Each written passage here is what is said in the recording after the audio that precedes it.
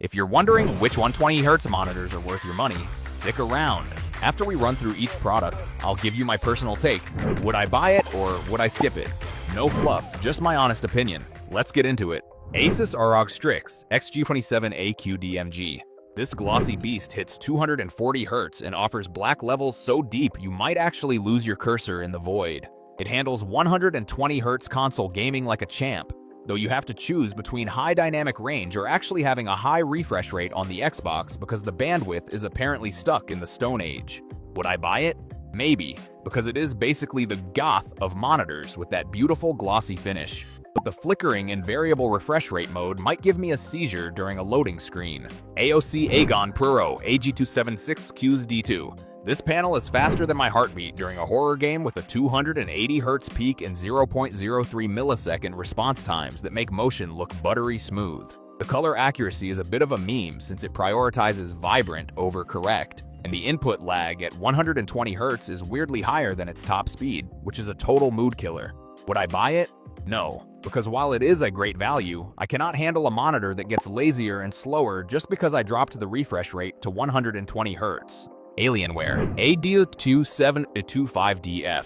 You get a blistering 360 Hz on this quantum dot organic light emitting diode display, and the colors are so vivid they'll make your real life look like a gray filter. It is limited to high-definition multimedia interface 2.0, which is like putting a Ferrari engine inside a lawnmower if you are trying to use it with a console at high speeds.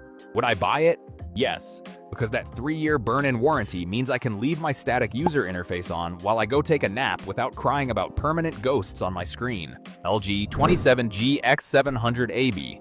This tandem organic light emitting diode panel is bright enough to substitute for the sun, and it downscales 4,000 pixel signals to its native resolution so smoothly you will forget you are even on a 1440 pixel screen. It basically ignores input lag at 120 Hz.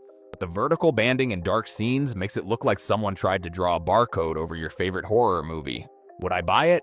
Yes, because having that much brightness on an organic light emitting diode is like finally finding a unicorn that actually exists and is on sale. Dell Alienware AW3425DW. This ultra-wide monster pushes 240 Hz across a massive curved panel that makes your peripheral vision actually useful for once. It rocks full high-definition multimedia interface 2.1 bandwidth for uncompressed gaming, but the lack of black frame insertion means persistence blur is coming for you if your frame rates start to dip. Would I buy it? Maybe, because while the immersion is absolute fire, I am not sure my desk or my wallet is physically prepared for something this wide and expensive. MSI Mag 321UPX. This 32-inch 4K beauty gives you that sweet QD OLED contrast for way less money than its brothers, but you better hope the initial firmware is perfect because you can't update it yourself without a miracle. It handles 120 Hz on consoles like a champ with full 48 gigabits per second bandwidth, though some poor souls report it getting stuck at 120 Hz on PC if you use the wrong DisplayPort. Would I buy it? Yes, it is the cheapest way to get a top-tier 4K OLED panel without selling a kidney. Asus ROG Strix XG32UCWG. This glossy white beast rocks a dual-mode feature that lets you choose between 4K at 165 Hz or 1080p at 330 Hz. Though 1080p on a 32-inch screen looks as blurry as my vision after a 3-day bender. While it lacks the QD OLED pop of the MSI models, the 120 Hz performance is solid, even if the higher refresh lag makes it feel a bit lazier than its 240 Hz rivals. Would I buy it?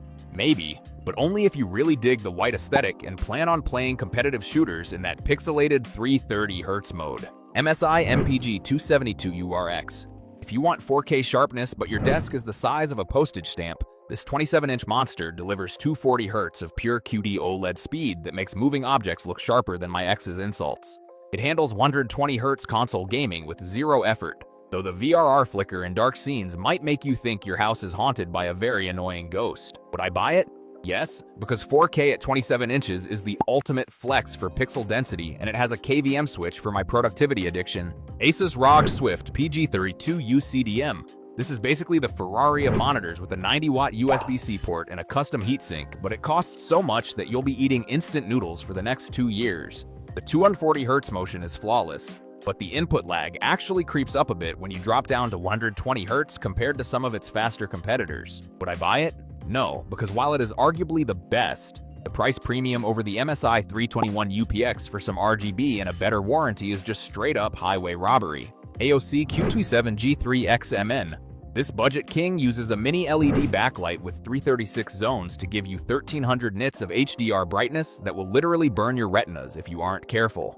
It is only 180 Hz and suffers from some nasty VA black smearing, but it's so cheap you could buy 3 of them for the price of one Asus. Would I buy it? Yes, because it is the only monitor under $300 that actually makes HDR look like a disco party instead of a washed-out mess. Gigabyte M27 Up. This budget beast lets you flex 4K resolution at 160 Hz for your cinematic adventures, but it also has a dual mode that hits 320 Hz at 1080p if you decide to actually try winning for once. The KVM switch is great for managing multiple PCs, though the 18-watt power delivery on the USB-C port is about as useful as a chocolate teapot for charging a laptop. Would I buy it? Yes, because getting 4K in a competitive 320 Hz mode in one affordable package is basically stealing from Gigabyte. Alienware AW2524HF. If you have the reaction time of a caffeinated squirrel, this 500 Hz speed demon will make every other monitor on this list look like a slideshow. It skips the fancy lighting of its older brother to save you cash. But the HDR is so mid, you might as well be looking at a wet cardboard box. Would I buy it? Maybe, but only if you are an esports sweat who cares more about frames than seeing actual colors. Asus ROG Strix XG27AQ DMG. This glossy OLED looks absolutely stunning and avoids the annoying purple tint found on the newer XG27 ACDNG when you actually have a light on in your room. It only goes up to 240 Hz, so it's slow compared to the Alienware, and the lack of built-in speakers means you're stuck with your crusty headset. Would I buy it?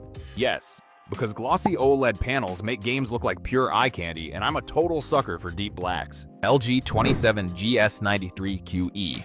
This OLED is a motion clarity king with a 240 Hz refresh rate that makes transition animations smoother than a buttered floor.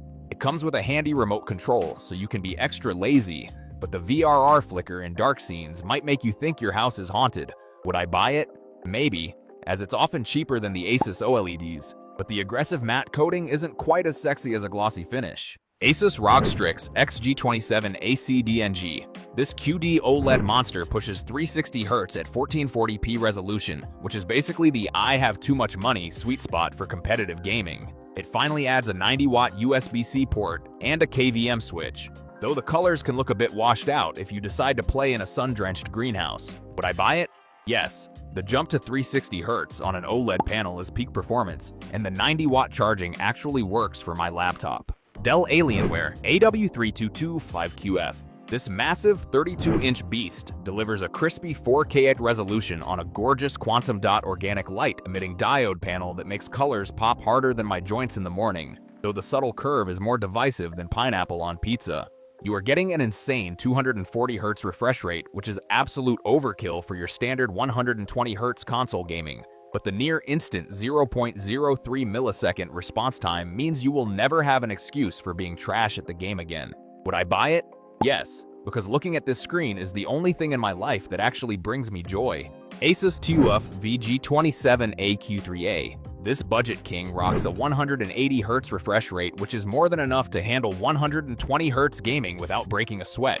But the 250 nits of brightness is basically like trying to play games using a scented candle for illumination. It is basically the reliable Toyota Corolla of monitors with its solid in-plane switching panel and variable overdrive, but the stand has fewer adjustment options than a rigid yoga instructor. Would I buy it? Maybe, if I spent all my money on graphics cards and can only afford to eat instant noodles for the next 6 months. Alienware AW2725DM. This 27-inch panel is basically the smaller, less flexy sibling of the big Alienware, but it still packs a punch with its 180 Hz refresh rate and quad high-definition resolution that keeps everything looking sharper than a fresh haircut. It claims to be an in-plane switching panel with 1 millisecond response times, but let's be real, it is just waiting for you to realize you could have had an organic light-emitting diode instead. Would I buy it? No, because once you have seen those deep organic light-emitting diode blacks, everything else just looks like a gray, washed-out mess. Asus ROG Strix XG27UCG. This monitor is a total overachiever that lets you switch between 4K at 160 Hz or full high definition at a blistering 320 Hz, which is great for people who have the attention span of a goldfish and change games every 5 minutes. It is brighter than the tough gaming model, but the thick bezels and gamer aesthetics look like they were designed by a teenager who just discovered energy drinks. Would I buy it? Yes, because having two monitors in one body is the only kind of multitasking I am actually capable of doing. AOC Agon Pro AG276Q2D2. This organic light-emitting diode speedster hits 240 Hz and leaves traditional liquid crystal displays in the dust with its insane contrast and colors that are more vibrant than a tie-dye shirt at a music festival. While it crushes the tough gaming in every possible metric, the price tag might actually require you to sell a kidney or perhaps a small child to afford it. Would I buy it? Yes, because life is too short to play on panels that do not make your eyeballs melt with pure visual ecstasy. Thanks for watching. I hope this video helped you pick the 120Hz monitors for you. If you have any questions, drop a comment below. Links to all of these products mentioned in this video will be in the description.